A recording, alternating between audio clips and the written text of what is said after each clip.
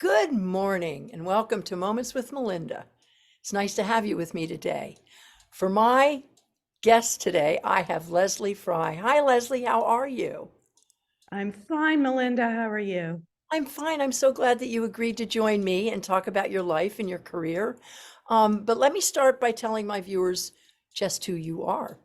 Leslie Fry is a third generation Vermonter who is an award winning multimedia artist. Her work has been exhibited internationally in museums and galleries. Her public sculptures have been commissioned worldwide. Leslie Fry is one of the most celebrated and accomplished Vermont artists. And Leslie, I'm so pleased to have you with me here today.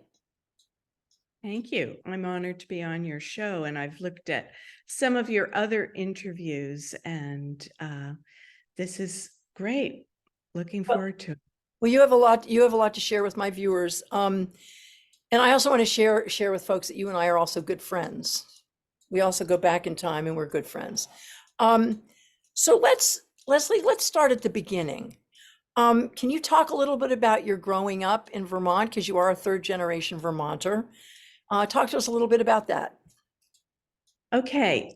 Um, if you're a Vermonter and you want to get technical, I was born in Montreal, which is where my father is from. My mother was from Barrie, Vermont, and she went to McGill, and that's how she met my father. But they split up when I was 3, and she moved back to Vermont. So just get that little technicality out of the way. And yeah, I grew up in Stowe, looking at Mount Mansfield every day out the window of our living room. And of course, growing up in Stowe, part of phys ed in school was skiing every Friday for free, and then on the weekends free. And so I grew up looking at mountains, skiing and hiking in mountains, like feeling them. And I mention that because over time, when I was older and traveled to other places and really observed landscapes, I realized how important mountains have been to me as I think it's the reason I'm a sculptor. And by the way, I live in Winooski, and right now F-35s are flying over, so I hope it's not too noisy and you can hear me okay. I can hear you perfectly. Now you're in your studio, right? Yes. You want me to keep talking about childhood Yeah, or I would. Stowe? I'd love to talk a little bit about your education and about growing up. And my next question was that I wanted to ask you was at what point did you realize you wanted to be an artist? Okay. Ever since I was a little girl. And I think um, not to generalize too much about culture and so on, but the fact that I was a girl, even though, you know, I wasn't from a conservative family, nobody said, boo, yeah, fine, be an artist. And plus, I grew up, my father moved to New York, so he was the only one that ever put a negative on that. Like, how are you going to make a living? Whereas my mother was a beatnik. And so growing up, she let us draw and paint all over the walls and stuff, you know. Um, so yes, I always knew I wanted to be an artist, and nobody ever said bad idea. And so I totally focused on that. And, you know, in school, I was the class artist and all that stuff. And it's just been, I think until I graduated from high school and I was going to college, it's just been a definite in my life. And then a few times I've had hey, wait a minute, you never really tried anything else because you were so sure you were going to be an artist. Let's explore dance. Let's explore this. But no, it's stuck. I mean, that's it. Well, But over the years, I've also tried to not be a sculptor because it's so inconvenient unless you're independently wealthy. I mean, you know, to make sculpture, especially if it's going to be outside, the materials, or storing it, if it's going to be inside, shipping it, trying to sell it.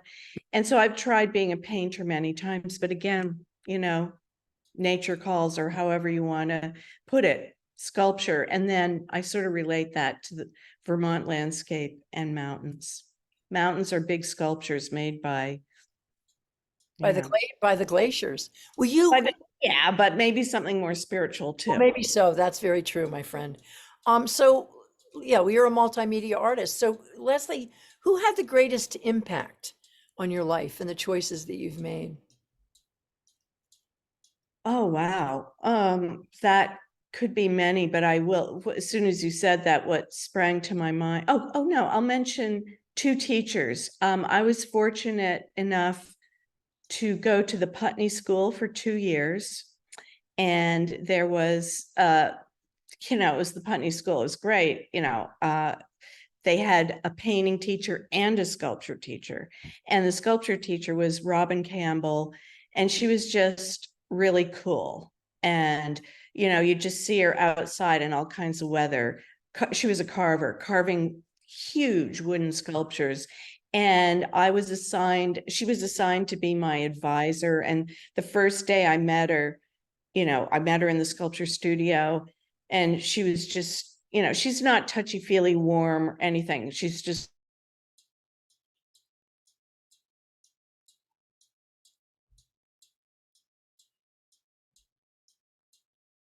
I lost you, Leslie. I lost you. Do There you you are. remember? You're back. You're Okay, where did you lose me? You were talking about your art teacher who was very cool. Okay. She had, Anyway, she had a great influence on you. yeah, she taught sculpture, Robin Campbell. I don't know where I got cut off, but anyway, so the first day I met her, because she was my advisor, was in the sculpture studio, and she was very tough and very brief and just said, here's my back room, and there's a cot in there. If you ever need to cry, you know, come on over. And that was it. That was our meeting. And then fast forward to, I did high school in 3 years, and then I went to UVM. And a lot of people in Vermont would be familiar with Paul Aschenbach. And he was a great mentor to me and many others. And it really meant a lot to me. I started out at 7, probably by the time I was 18 or so, I had already taken a few courses with him. And he said to me, you've got what it takes, which meant a lot. And so I'd say he was a huge influence, and he was very hands-on. Like, why don't you? I've tried carving stone, wood. I've done welding. I've done all this stuff, and I'm a natural modeler. I like my hands to be in messy stuff, which, then if you want it to be permanent, usually you have to cast it. And so he'd say things like, okay, you made this thing. Now make a plaster mold. Now run around to all the garages in town and ask them for the lead weights for balancing tires. Really dates me. So this is like the early 70s. No, first of all, no teacher would ever say this. Like, in other words, go melt some lead, and pour it into this mold. And I still have some of those castings. Anyway, I'd say as far as teachers go, those two reinforced my life as a sculptor specifically. Now, you talk about the importance of community in your life. Can you talk a little bit about that? Okay. I'm I've always been single, except for this is going to sound silly, except for numerous relationships, but one lasted about 10 years. And so, didn't get married, didn't have kids, et cetera, et cetera. So I think that community, as far as emotional support, or when you break a bone or you're really sick and you're alone, and also as an artist, the support I've received from living here has been like integral. I've lived in New York and London and Montreal as an adult at various times, but I kept coming back here. And in Florida. And I'll never, yeah. And I'll just never be able to replace the long-term friendships and even people that I don't know that well. We all know who live in Vermont what happens when you are stuck in the snow or a flood, unfortunately, happens, and people come and they help, Right. and vice versa. Beautifully said. So you are a sculptor and you have said that you make it with your body and you experience it with your body. Can you share with my viewers a little bit about that? Yeah, I mean, I like that in the beginning you said multimedia artist, because yes, I work two-dimensionally. I've done videos, I've done performance art, I've done other stuff, but sculpture is my main passion. And I think a few things about sculpture. Why? To me, it's the most real, because you are actually, and when I say sculptor, I mean making objects, because there are many brilliant sculptors who are just working with sound or just working with light and, you know, so on, installation.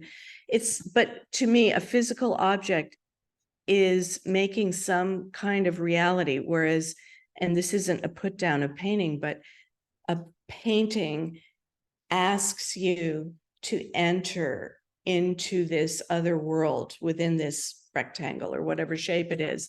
Whereas to make a physical object, you have to use arms, hands, depending how big it is, your whole body, lifting, using materials that are real, figuring out how this thing is going to, like architecture, structurally work and last. And then you've made something that, like a building or a landscape, someone has to experience with all their senses. They don't just look at it with their eyes, you know. And if it's, what I like to do is to make things that can live outdoors and that are really, really permanent, like cast in bronze. So you can also touch it. It's indestructible, you know, it's living with the elements, and you experience it in the round, and it might actually have a sound, and it might have a scent. It depends where it is and what it's made out of, and you experience it fully as opposed to just visually. So let's talk about the piece of work on Shelburne Road. And for my viewers, if you drive down Shelburne Road, um, and uh, and you're at the where the TJ Maxx is, that Yeah. development there, one of Leslie's installations is there. Talk about that installation, because I bet you most of my viewers who are watching this have seen that and admired it and wondered about it. Yeah. Okay.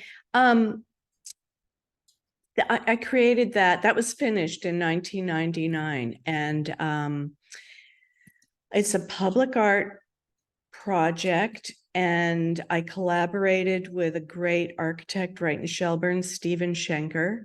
And you know, it's a competition to get these things, and we were semifinalists along with two others. And let's see, there are a lot of things I could say, but here regarding public art, the usual trend is, if you are creating something for a public space, is what does that public space ask for? What does it need? Are you going with some history? Are you going with some visual or architectural element? Or how does it serve the people that circulate in that space, if it is that kind of space? And, you know, this is Shelburne Road. It's on a shopping strip. And we were just like, we decided to do the opposite, to create some kind of space that had nothing to do with the surroundings. And Oops, I lost you there. Are you there? Are you there, Leslie?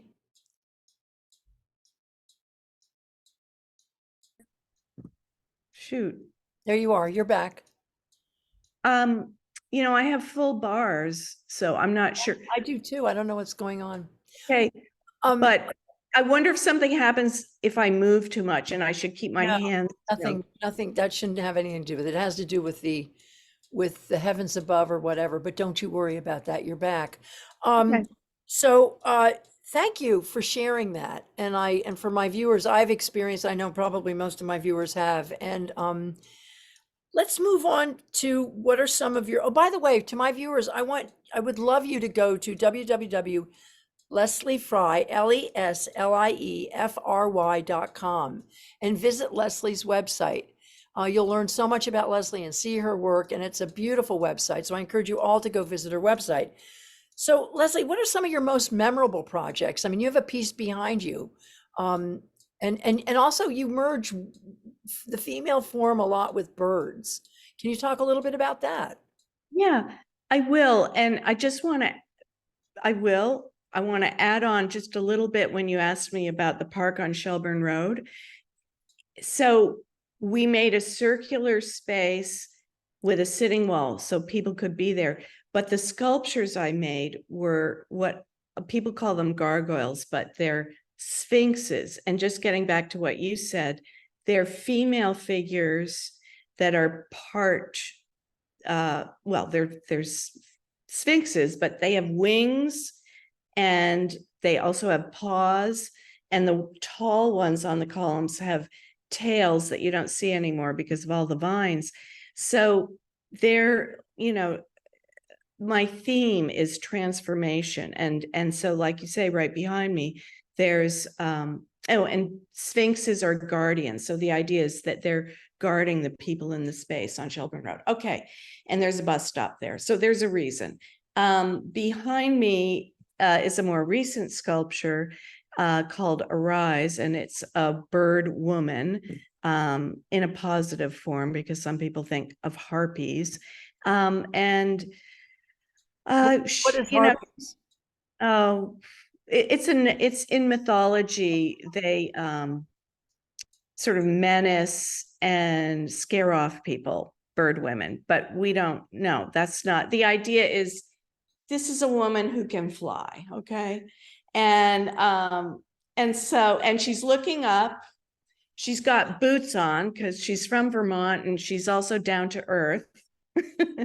But she's looking up, and what the coolest part for me is, because I love dealing with the relationship of sculptures and their pedestals or bases, like very inspired by Brancusi, but in a different way.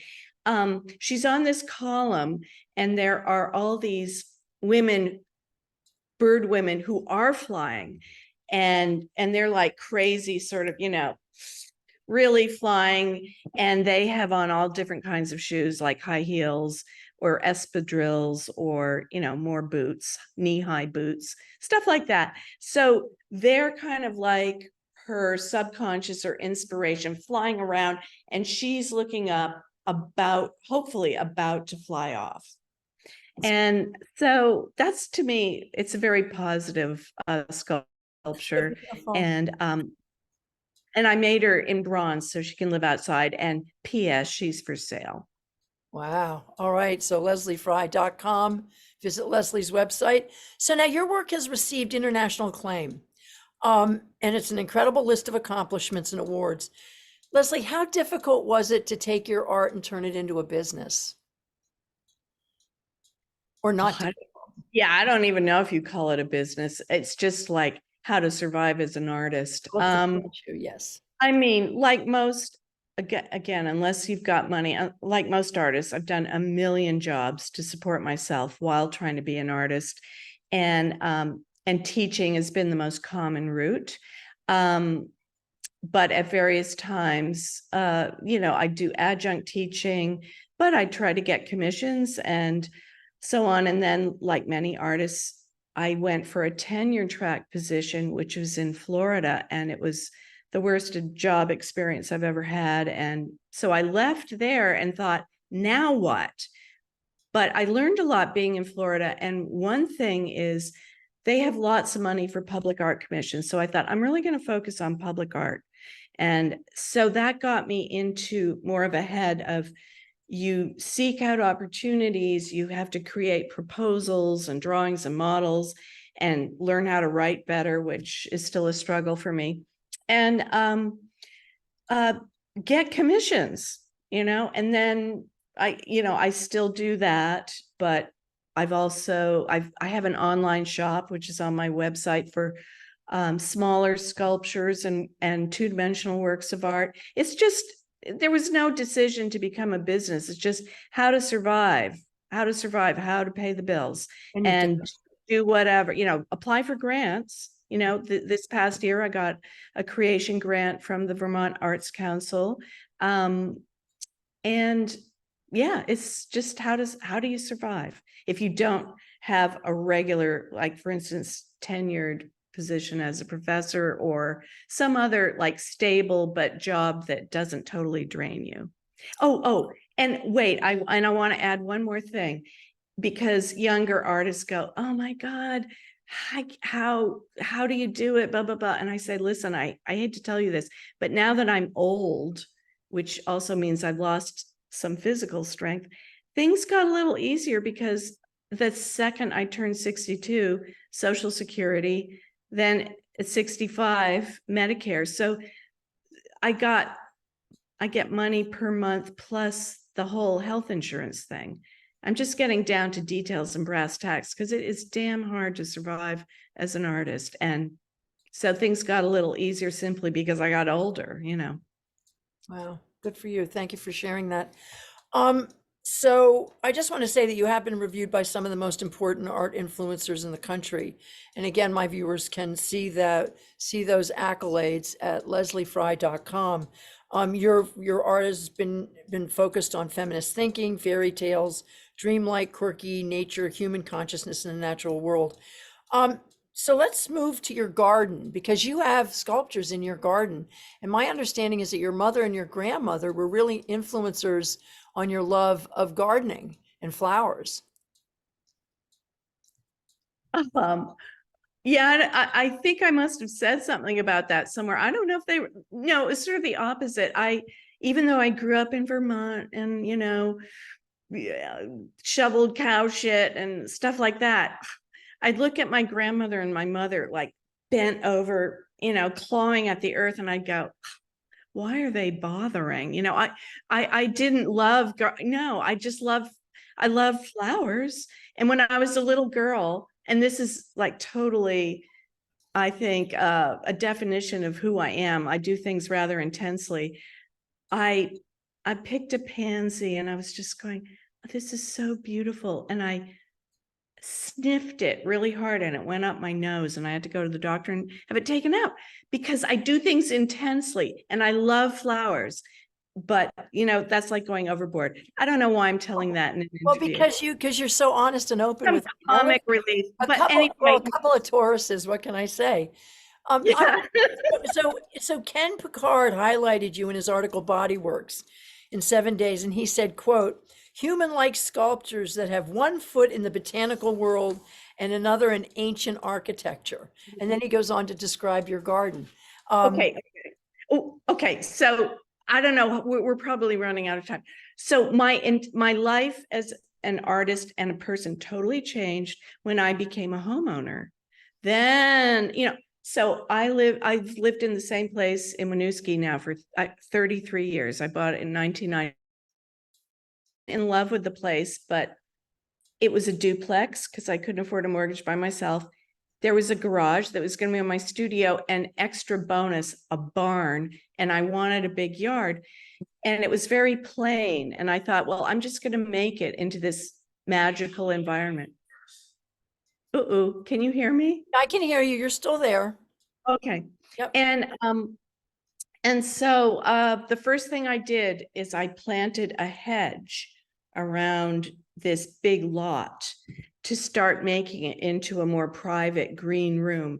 And over all these years, I've added sculptures and I've experimented with plantings integrated with sculptures. And my goal is that you will walk into this sculpture garden and not know what year you're in or where you are necessarily, that it's, like this magic place. And so, I mean, when I bought the place, I didn't know I was going to be doing this for 33 years, but yeah, that's my jam. Yeah. It's beautiful. It's so beautiful. So now I want to just let my viewers know that on September 28th, of this year, you will be receiving the Governor's Award for Artistic Excellence. And the event is going to be held at Main Street Landing. And I just want to congratulate you because that's an extraordinary accolade that you can add to the many, many, many accolades that you've received in your career. Thank you, Melinda. Yeah, It's really an honor. And totally out of the blue. So out of the blue. but so well deserved. Really sweet. Really So well sweet. deserved. So I want to talk a little bit about the current state of our planet for a moment. I know that you care deeply about our natural world. What do you see as the hope for our future on this warming planet? What's your hope? Well, my hope is what anybody would hope. It's more when I get stuck on that question is what can we do now to radically change the way things are going? And I don't know the answer. I know that we have to keep having hope. And so for instance, that bird woman, I feel like she's hopeful, and not that she's going to fly away from here, but that she's looking upwards at the sky and taking it all in, and that we have to just keep working towards making this a better planet against all the odds, all the entrenched habits, really. And people don't like to change, and big business money, they don't want to change anything. And somehow, I don't have any answers. I don't have any Anyway, answers. but your work is transformational, and when you experience your work, it gives us all hope. Now, we do have a few more minutes left, and I want to focus. I want to just touch on your dad, John Fry, because he passed away a few years ago, and he had just authored his book, his fascinating book called "Abandoned Foolish Scheme," which is something his father said to him when he was going off to do something very foolish. And he wrote this book at the end of his life. Now, you took on that project after he died to get it finished and published. And it is a must read. Abandoned Foolish Scheme. I encourage, I've sent it out to so many of my friends to read it. Can you talk a little bit about taking on this project right after his passing, Leslie? Yeah, I really, okay. So the Christmas before my dad turned 90, which was January 22nd, 20, no, I'm terrible at remembering dates. Okay. Anyway, he asked all of us, family, his granddaughters, my brother, my sister, me, to be there at Christmas. And he said, possibly for the first and last time. Okay, so we were all there. And then less than a month later, he had his 90th birthday, and he and his wife went off to Puerto Rico to celebrate it. And the day before he left, he sent me an email and said, if anything, he worded it better, but he said, if anything happens to me, my book is on my computer and I want it published. Like that's so easy, because I know he'd been trying for a few years to get an agent and so on. And I thought, yeah, nothing's going to happen. And then they were out swimming, and he had a heart attack and died while swimming, having a good time celebrating his birthday.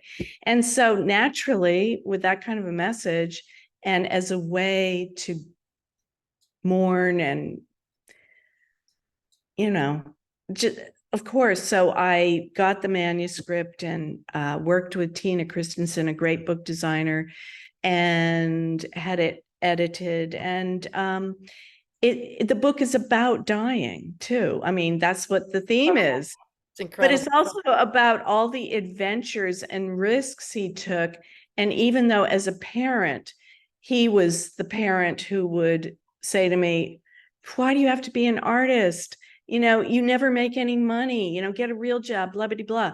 Yeah. Well, if you look at his life, He was He an was artist. He he was was, a yeah, writer. different, yeah, He was a risk. writer. He almost died like a million times doing crazy things.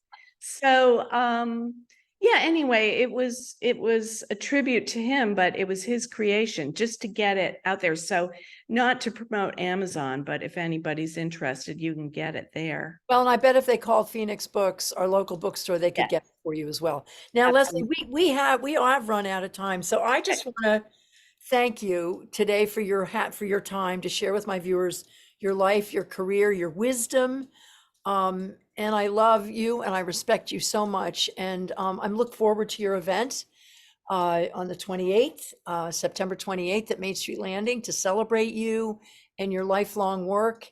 And I wish you well, my friend, and I hope to see you soon. Okay, thank you very much. Really appreciate this. And to my viewers, thank you. Thank you for joining me with Leslie Fry. And again, go to her website, lesliefry.com. Okay? And have a beautiful August day. Bye bye.